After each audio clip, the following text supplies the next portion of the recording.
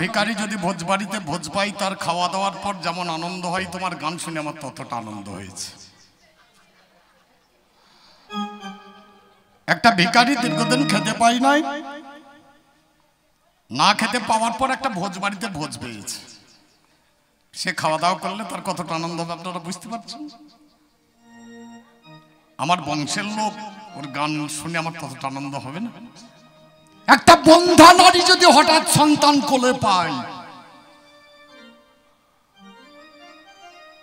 সেই মায়ের যেমন আনন্দ হয় তোর গান শুনে আমার ততটা আনন্দ হয়েছে। একটা বাঁচা মেয়ে যদি হঠাৎ সন্তান কোলে পায়, সেই মায়ের কি আনন্দ বলুন দেখি। বাবারে কথার নাই লতা পাতা ব্যাঙে দই ছিঁড়ে খায়, মা আই বুড়ি থাকতে বেটি শ্বশুর বাড়ি যায়।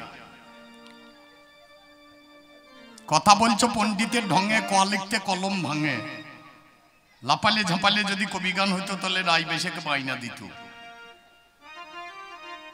ভাষাটা কি বললে? আমার বড় বড় দাড়ি, বড় বড় নখ, বড় বড় চুল,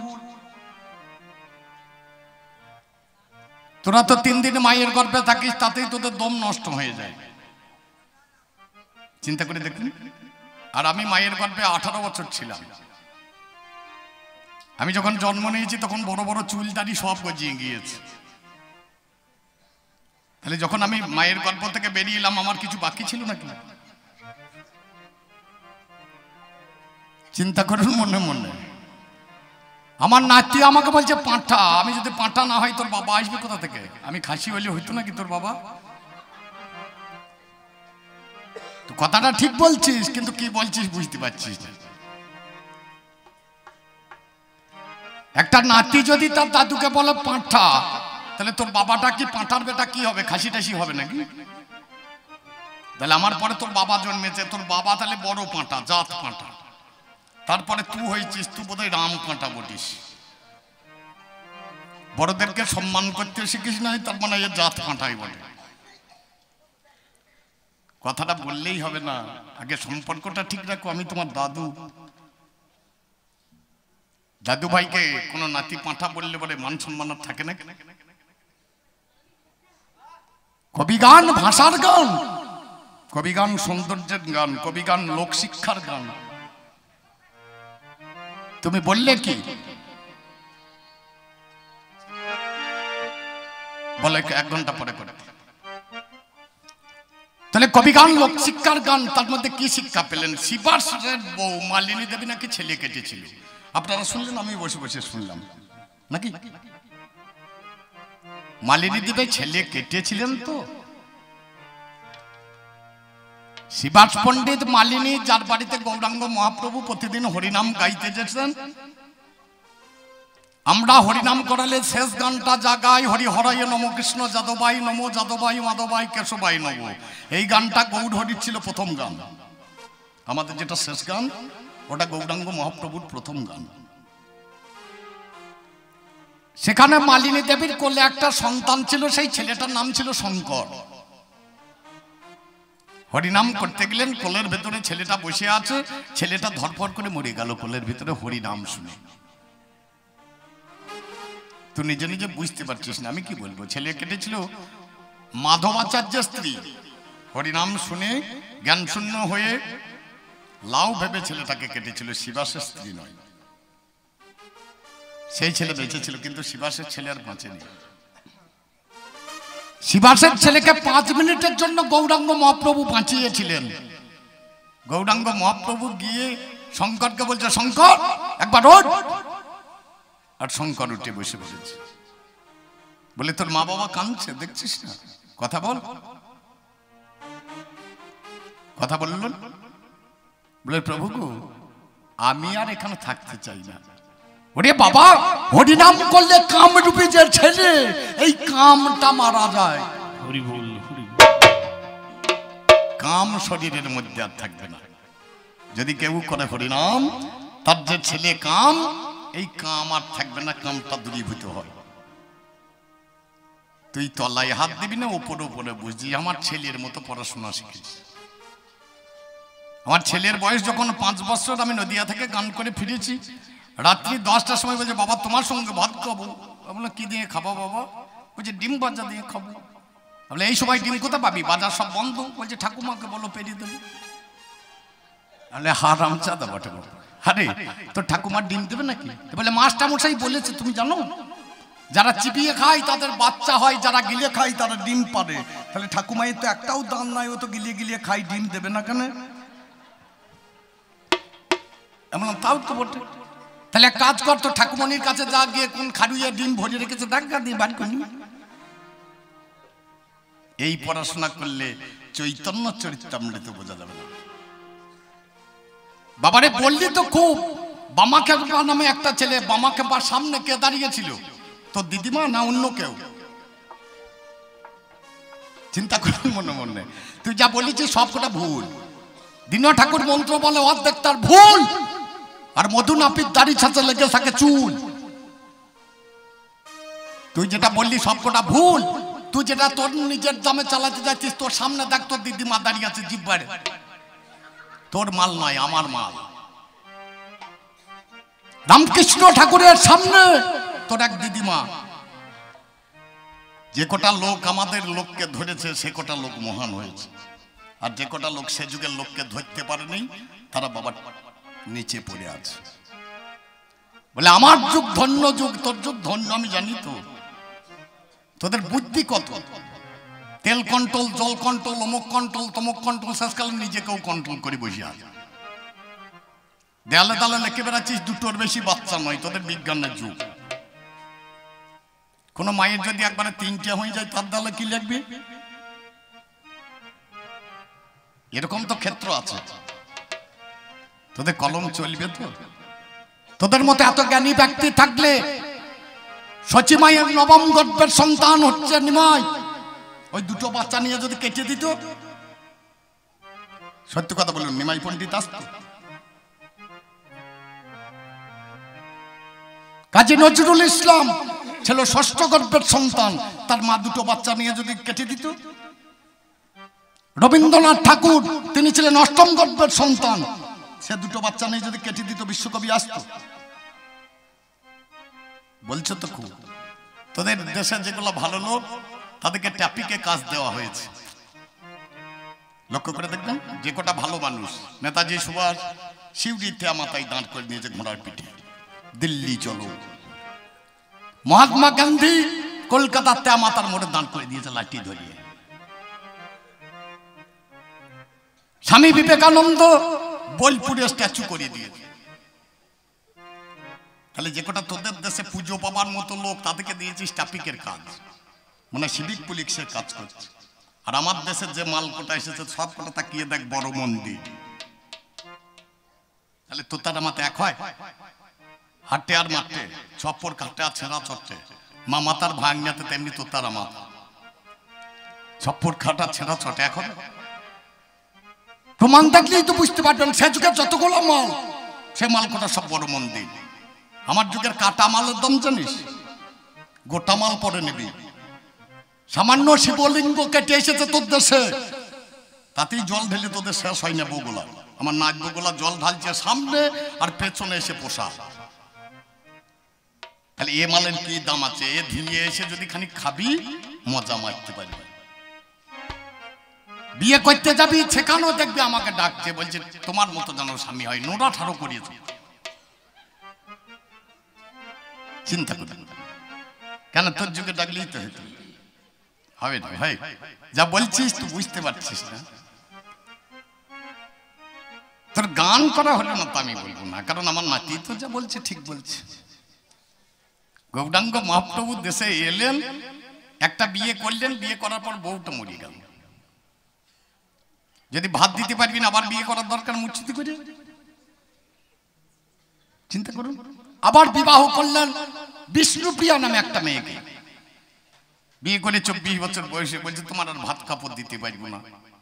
বউ যদি আমাকে, আমার যখন লকডাউন চলছিল গান টান চলে না, একদিন বলছে কাতান বেনারসি বউ। হাত তুলে দিয়েছি, বুঝছে লাগা। হাত তুলে দিলে তো আর কিছু করার নাই। তোর যুগের লোক আমার চিনতে বাকি আছে নাকি? যখনই বউরা কিছু চাই হাত তুলে দিচ্ছি, যা বুঝে লাগে। তোদের লক্ষ্মী ভান্ডার করে দিয়েছিস, তোদের নারায়ণ ভান্ডার হবে, তারপরে গরুর ভান্ডার হবে। তোদের দিন কত, তোদের জ্ঞান কত? 16 আনা 1 টাকা, 696 টাকা, প্রত্যেক টাকায় 4 পয়সা করে বেশি গেলে প্রতিদিন কত টাকা যায় তোদের হিসাব আছে? তোদের বিজ্ঞানের যুগ। 4 পয়সা কাকে দিচ্ছিস বেশি? একটা জায়গায় দেখলাম চিত হলে 100 টাকা, রুবুর হলে কত লাগবে? কলকাতা আমি বই কিনতে গেছিলাম, বই মেলায় বই বিক্রি হচ্ছে গাছতলায়, আর তোদের জুতো বিক্রি হয় 2 তলায়। তোদের দেশ আমার জানতে বাকি আছে না? মা বাবার জন্য তোরা ভালো আশ্রম খুলেছিস, যে আশ্রমের নাম হচ্ছে বৃদ্ধাশ্রম। বাবারা খেটে খুঁটে একটা ছেলেকে মানুষ করে চাকরি করিয়ে দিচ্ছে, বৌমা এসে বাবার কানে কানে বলছে, বেটা শিখিয়ে দিয়েছে রাত্রিবেলা। বাবা মানে খুব আনন্দ করি, বাবা কি হলো মা? বলি এখানে থাকলে আমার ছেলে তো মানুষ হবে না। সে একবার চিন্তা করে না, তোর স্বামীটা কোথা মানুষ হয়েছে। ছেলে বৌমা নাতি 3 জনাই চলে গেল বাবার শিউরিতে থাকতে, আর বাবা মা পড়িয়ে থাকলো বাড়িতে। আচ্ছা বলুন, গোটা জীবন বাবার খেটিয়ে লাভ কি হলো?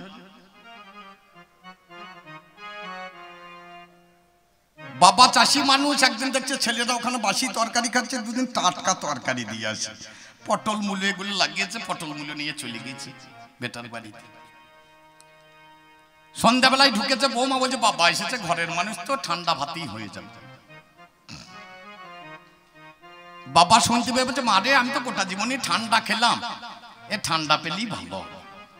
ঠান্ডা ভাত খাইয়ে দাইয়ে শোয়ে দিয়েছে, এমন সময় সমন দিয়ে এসে ঢুকে পেল।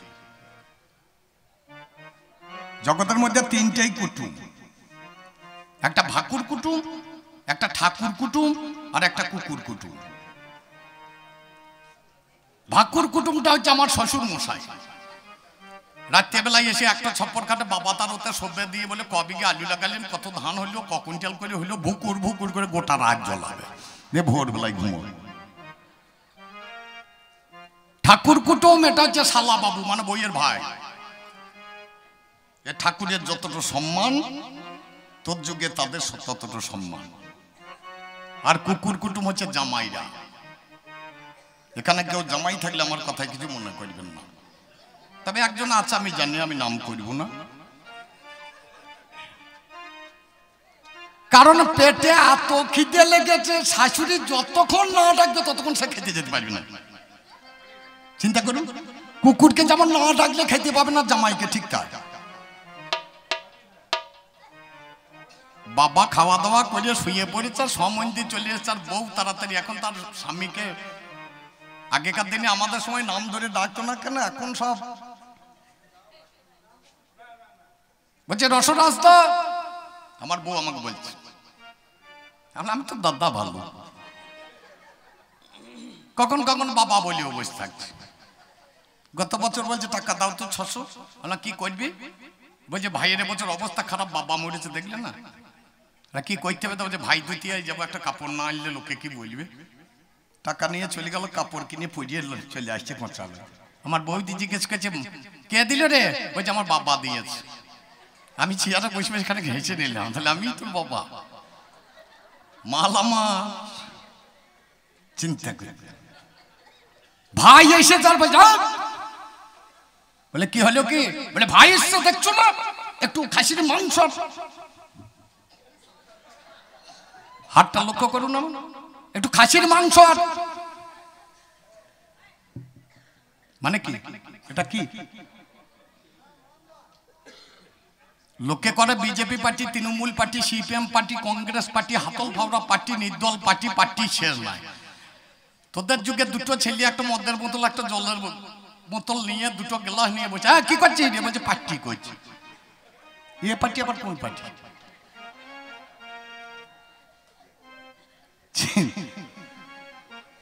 তাহলে হ্যাঁ গো, বাবাকে খাইয়ে শোয়াইয়ে দিলা, তাহলে কি হবে? তারপর যে নিচে রান্না করবো গ্যাসে, তাহলে চো দিয়ে পো ঢাকবে, গন্ধ ঢাকবে কিসে? মাংস রান্নার গন্ধটা তো পরে যাবে। এতক্ষণ মায়েদের দাঁত বেরিয়েছিল না, এবার কি হচ্ছে দেখ। আমার নাম রসরাজ। রান্না বান্না হয়ে গেল, খাওয়া দাওয়া হয়ে গেল। তারপর দিন সকালবেলায় বাবার খুব দুঃখ হয়েছে, এত পরিশ্রম করে ছেলে মানুষ করলাম, সেই ছেলে প্রতিদান আমাকে এটা দিল। সকালবেলা উঠে ঘাড়ে গামছাটা লাগিয়ে নিয়ে বৌমাকে বলছে, মা চললাম রে। বলে বাবা আবার আসবেন? বলছে আসবো মা। নাতি সামনে এসে দাঁড়িয়েছে, বলছে দাদু আবার এসো। বলে আসবো ভাই। নাতনি এসে বলছে দাদু আবার এসো। বলে আসবো বোন। দরজা পার হতে যাবে এমন সময় বেডটা মাথা নামে দাঁড়িয়ে বলছে বাবা আবার এসো। বলে আসবো, তবে তোর বাবা হয়ে আর আসবো না রে, যদি কোনোদিন তোর সময় দিয়ে আসতে পারি সেই দিনে। এই তোদের শিক্ষা, আর আমার শিক্ষার সঙ্গে তুই তুলনা করিস। বলতে খারাপ লাগে, নিন্দা করা বড় পাপ, কারণ আমারই তো নাতি। প্রশান্ত দা, অল্প করে ব্যাখ্যান্ত বলবো না, অত্যন্ত বাজাও আমার ঢোল। একবার কৃষ্ণ প্রেমানন্দে নিতাই গৌরে হরি বলে, হরি বলে, হরি বল। না না না না না না না না না না না না না না না।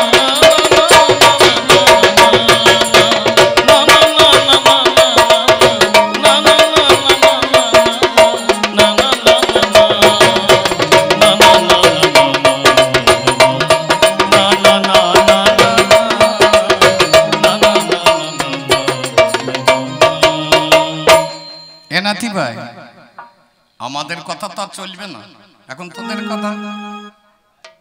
এখন তোমার হাতে রাজ্য ভার, এখন তোমার হাতে রাজ্য ভার, নাতি তোমার হাতে রাজ্য ভার, নাতি তোমার হাতে রাজ্য ভার, নাতি তোমার হাতে রাজ্য ভার, নাতি তোমার হাতে রাজ্য ভার, নাতি তোমার হাতে রাজ্য ভার, নাতি।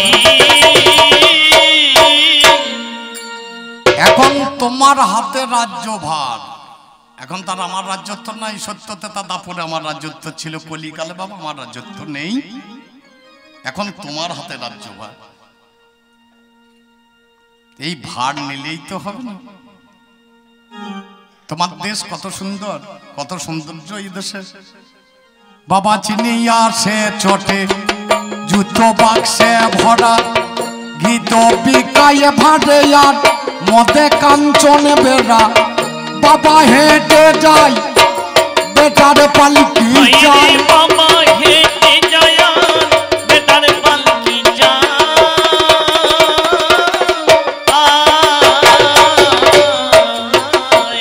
দেশে বাবা হেঁটে যায় দেখলাম বেটার পালকি চাই। নতুন আইন জারি দেশেতে ভাইরে নতুন আইন জারি দেশেতে, তোমার হাতে রাজ্য ভার, নাতি তোমার হাতে রাজ্য ভার, নাতি তোমার হাতে রাজ্য ভার, নাতি তোমার হাতে রাজ্য ভার, নাতি তোমার হাতে রাজ্য ভার, নাতি তোমার হাতে রাজ্য ভার, নাতি তোমার হাতে রাজ্য ভার, নাতি। লক্ষ্য করে দেখবেন, চিনি আমরা যেটাকে নিয়ে ব্যবহার করি সব সময় সেটা চটের বস্তা। চিনি আসে চটে, জুতো বাক্সে ভরা। জুতো দেখবেন বাক্স ছাড়া আসবে না। যেটা ঘিতো বড় দাম সেটা ভাঁড়ে বিক্রি হয়, মাটির ভাঁড়ে। আর মদ কাঁচের মতো, এছাড়া চলবে না। বাবা হেঁটে যায় বেটার পালকি চাই, নতুন আইন জারি দেশেতে। লক্ষ্য করে দেখুন তোদের সমাজ কত সুন্দর। আমাদের সমাজ ওরা দেখতে পারেনি তো। আমি কি বলছে, বলছে ওই যে গানটা বলছিল না, বলছে কৃষ্ণের ভাত খাবো না, আয়ানের ভাত খাবে না, কৃষ্ণের ভাত খাবে। কে বলেছে? গোটা জীবন আয়ানের ভাত খেয়েছে আর কৃষ্ণের সঙ্গে প্রেম করিয়েছে। খরচা খুলে দেখবে, একদিন রান্না করছে, রান্না করতে করতে কৃষ্ণের মনে করে গিয়েছে রাধারানীকে একবার দেখবো। সুবল দেখতে ছিল রাধারানীর মতো। সুবলকে বলছে, সুবল শোভলা রে, একবার রাধারানীকে নেমে নিয়ে দে। বলে কি করে যাব? বলে বাছুরি হারিয়ে গেছে করে চলছে। আনবো কি করে? বলে একটা বাছুরিকে চুরি করে নিয়ে যা। একটা বাছুরিকে চুরি করে নিয়ে গেল। রাধারানী তখন রন্ধন করছে। বলে খানি জল দাও। জটিলা কুটিলারা দুইজন আছে, বলছে জল খাও, বলছে আমি তো বিধবা মেয়ের হাতে জল পান করি না। বলে তাহলে জল দেবে কে? বলে তোমার ঘরে আর একজন আছে। রাধারানীর কাছে কি বলছে, এক কাজ করো, তোমার বসনটা আমাকে দাও, আমার বসনটা তুমি নাও, দিয়ে পড়ে তুমি চলে যাও। বলে হাগো আমার বক্ষ দেশ যে উঁচু, এ ঢাকবো কি করি? বলে বাচ্চুটাকে করলে ধরো, বোঝা যাবে না, চলে যাও। তাহলে রান্না করছিল কার বাড়িতে? আয়ানের ঘরে। তাহলে খেতো কোথা? এর এখন জ্ঞান হয় নাই, বাচ্চা ছিল। আজকে হরিনাম সংকীর্তন হলে পরে সেখানে লোকজনে কম থাকে বাবা, কিন্তু পঞ্চরস লাগিয়ে দেন নদীর মূলে, এখানে আর লোকের জায়গা থাকবে? বাবা হলে হরি নাম আর কীর্তন গান, বাবা হলে হরি নাম আর কীর্তন গান, ওদিকে যেতে যাই না মনো প্রাণ, হলে পঞ্চরস ক্ষমতা কেমন করে মনটা, হলে পঞ্চরস ক্ষমতা কেমন করে মনটা,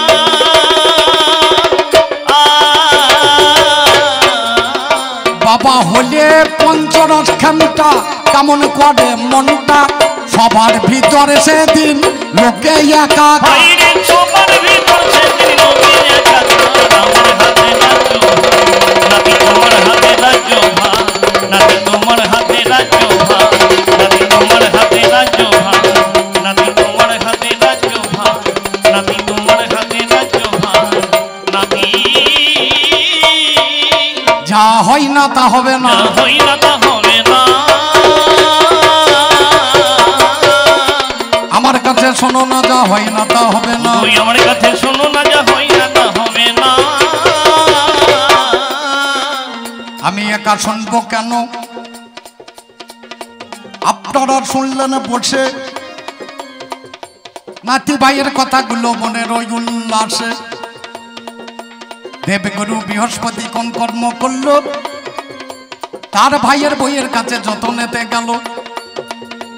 ওরে আমার নাতি ভাই শুনে চলো তুমি, এর মধ্যে ঢুকে আছে বড় কাহিনী।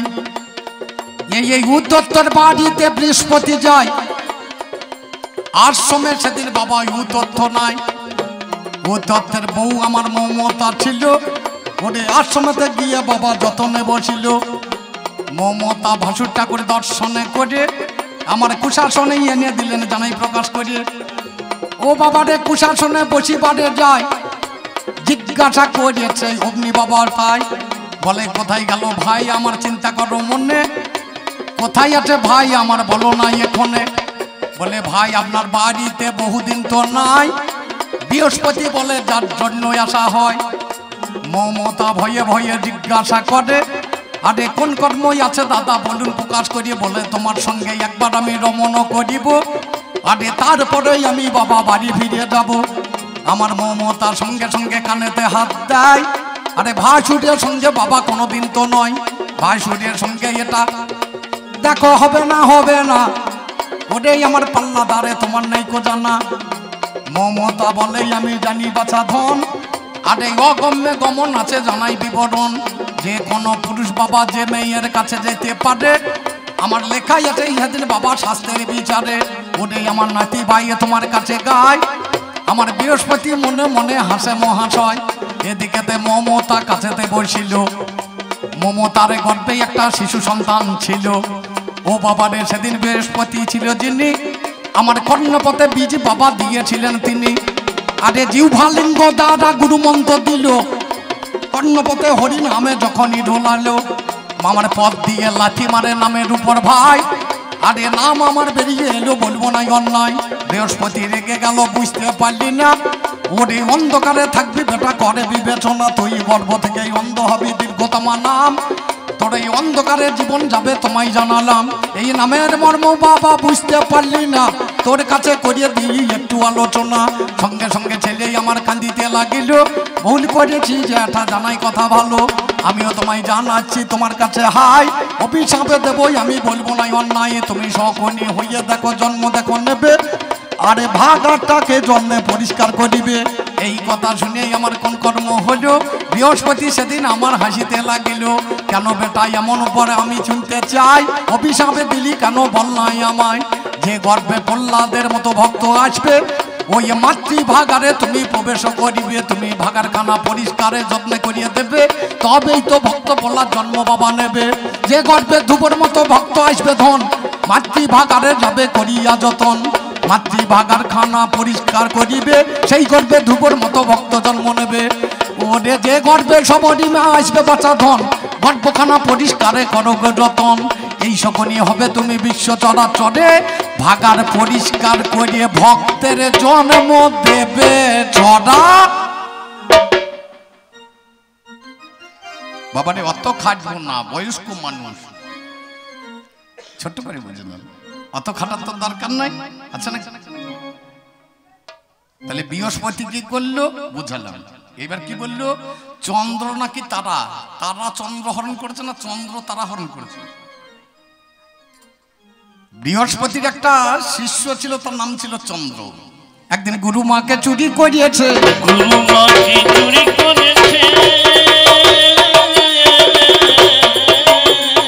আরে খুব সোজা কথা, চাঁদ যখন উঠবে তখন আর তারার কোনো জ্যোতি থাকবে না, চাঁদ উঠলেই তারার জ্যোতি হরণ হয়ে যাবে। খুব সোজা সুজি কথা, এ তো বেকার হবে না। হরণ করে যখন নিয়ে এলেন, একটা ছেলের জন্ম দিলেন, তার নাম হচ্ছে বুধ। এই চন্দ্র যখন তারা হরণ করতে পারবে তখন বোধ শক্তি জাগ্রত হবে মানুষের। চন্দ্র যখন তারাকে হরণ করবে তখনই প্রত্যেকটা জীবের বোধ জাগ্রত হবে। আর যখন বোধ শক্তি হবে তখন ভক্তি হৃদয় হবে, যখন ভক্তি হৃদয় হবে তারপরে প্রেম আসবে, আর যখন প্রেম আসবে তখন জীবের চৈতন্য লাভ হবে, আর যখন চৈতন্য লাভ হবে তখন ভগবানের শ্রীপাদ ভাবতে পারবে। বাবা তার আগে হবে না, তার আগে হবে না।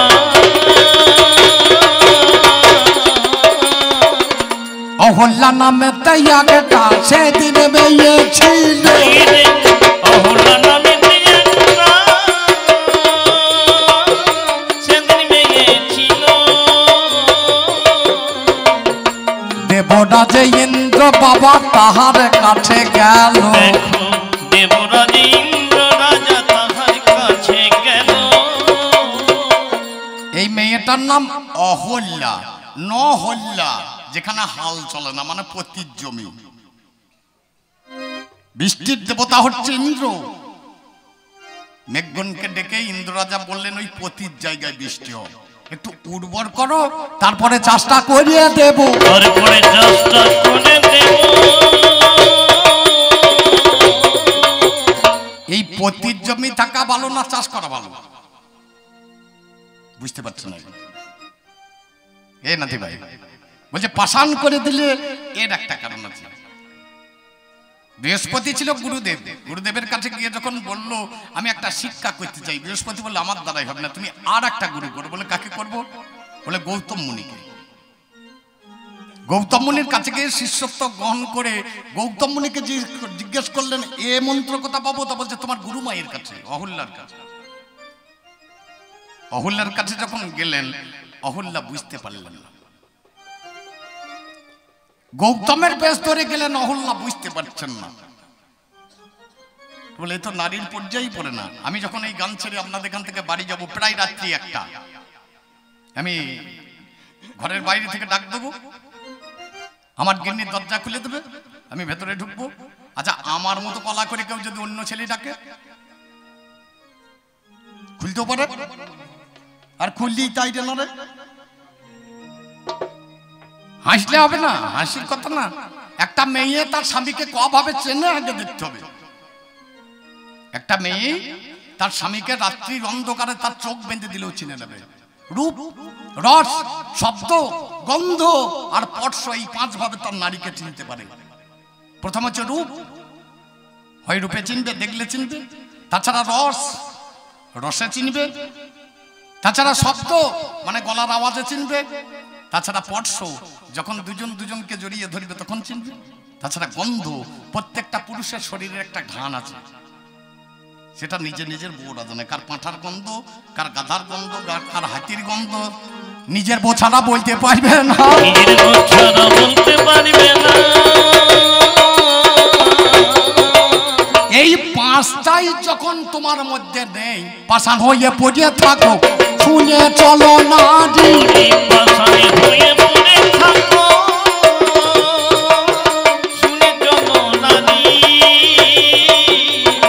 ওই নারী কান্তে থাকে স্বামীর চরণ ধরি। দেখো ওই নারী কান্তে থাকে স্বামীর চরণে ধরি।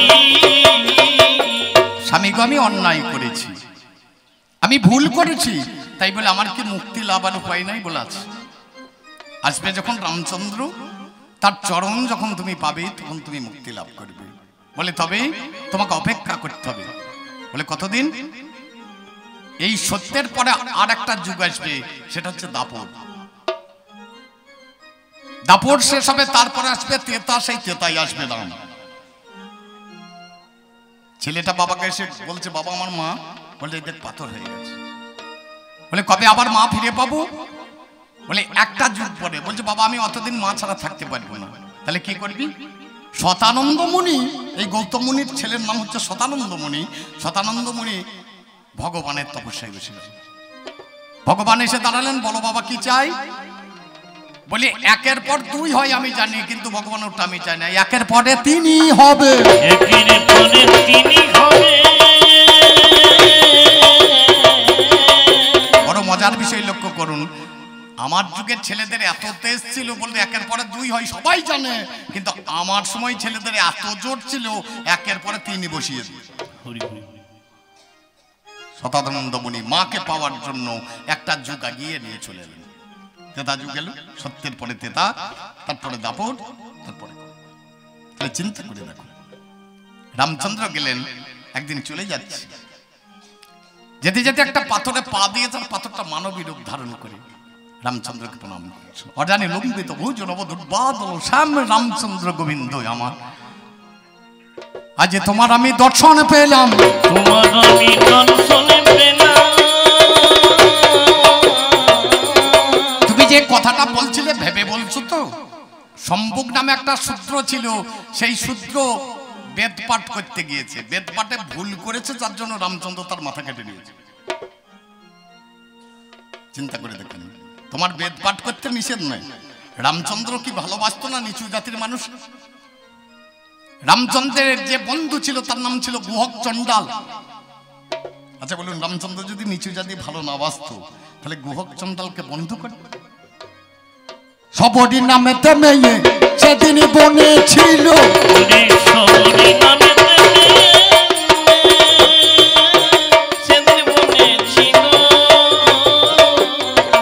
একদিন ঘরে আসবে রামে তুমি শুনে চলো, আমার একদিন ঘরে আসবে রাম তুমি শুনে চলো। এই সবরি দেখতে ছিল ঠিক সীতার মতো। এই সবরি দেখতে ছিল রামের অর্ধাঙ্গিনী সীতা যেমন, ঠিক তেমন, কিন্তু একটা তফাৎ ছিল, সীতার ছিল ডান গালের তিল আর সবরির ছিল বাম গাল, এইটুকু তফাৎ ছিল।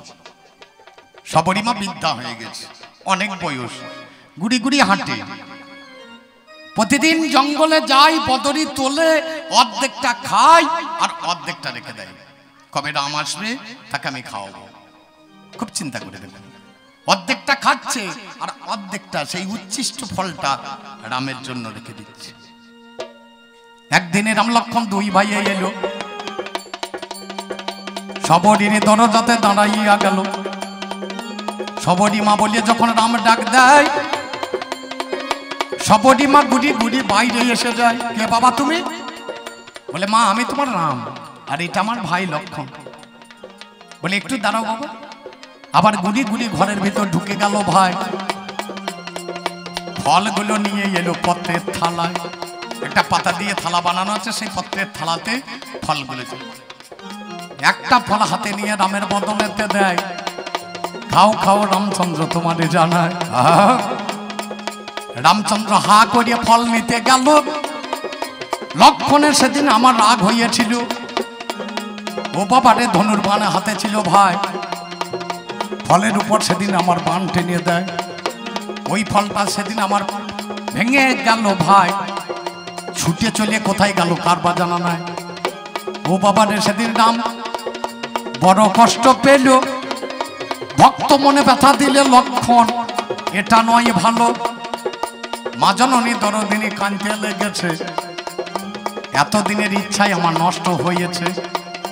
বলে মা গো একটু কথা বলবে? উচ্ছিষ্ট বদনি কেন মুখে দিলে?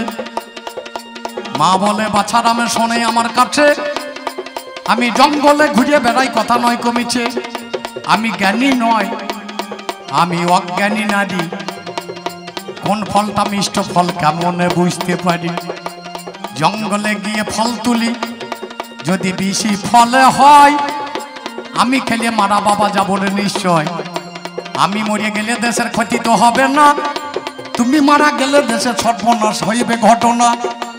তাহলে আমি যদি মরে যাই দোষ নেই, বিষ ফল যদি হয় আমি অর্ধেকটা খাই, তাহলে আমি মারা যাব, তাহলে তোমাকে আর খেতে হচ্ছে না। আমি মারা গেলে তো দেশের ক্ষতি হবে না, তুমি ভগবান, তুমি যদি চলে দাও দেশের সর্বনাশ হয়ে যাবে। লক্ষণকে বললে দেখলে ভাই কি জন্য অর্ধেকটা খায়, অর্ধেকটা বলে রাম শুধু এটা নয় আর একটা কথা, আমি যে ফলটাকে বদনে দিই, দিয়ে দেখি কোনটা টক আর কোনটা মিষ্টি। যদি টক ফল হয় সেটা আমার ভগবানের বদনে দেওয়া যাবে না। মা কানতে কানতে বলছি বাবা রে, আমি কি ভগবানের মুখে টক ফল দিতে পারি? মা কানতে কানতে রামের চরণ জড়িয়ে ধরেছে, প্রভু রাম তোমাকে আমি ফল সেবা দিতে পারলাম? বলে এ জন্মে আর হবে না মা, আগত দাপর যুগে যখন আমি যাব এই ফলের আশাটা তোমার মিটাইয়া দেব।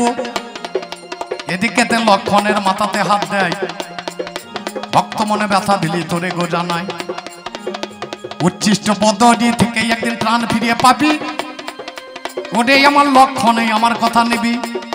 রাবণ রাজার সঙ্গে যখন যুদ্ধ লেগেছিল, শক্তিশাল বাণ যখন লক্ষণে মারল, ও বাবার লক্ষণ সেদিন পড়িয়ে গেল ভাই, গন্ধমাদনে গেল, বলবো নাই অন্যায়, হনুমানে ছুটে বাবা গন্ধমাদনে গেল, সেইখানে লক্ষণের ঔষধ বাবা ছিল। এই ফলটা যেদিন আমার বান মেরিয়েছিল, ফলটা ফেটে গিয়ে গন্ধমাদন গেল, 4টি বৃক্ষের জন্ম হলো, 4টি ঔষধ ভাই। লক্ষণের ক্ষতস্থানে ওই ওষুধ দেয়, উচ্ছিষ্ট থেকে লক্ষণ প্রাণ ফিরিয়ে পেল। ওটাই আমার নাতি ভাইয়ে তুমি শুনিয়ে চলো, এই হলো আমার যুগ। চিন্তা করো মনে, অন্যায় করলে সাজা পাবে বিশ্বের রোবা। তুমি শুনে নাও, তুমি শুনে নাও, তুমি শুনে নাও, তুমি শুনে নাও, ও গো আমার কথায় মনটা মজা, শুনে নাও, তুমি শুনে নাও, ওই আমার কথাই মনটি মজা, শুনে নাও, তুমি শুনে নাও। আমাদের লেখাপড়া নাকি ভুল, আমাদের পড়াশোনা ভুল। কি বললো গো? এদের পড়াশোনা ঠিক আছে,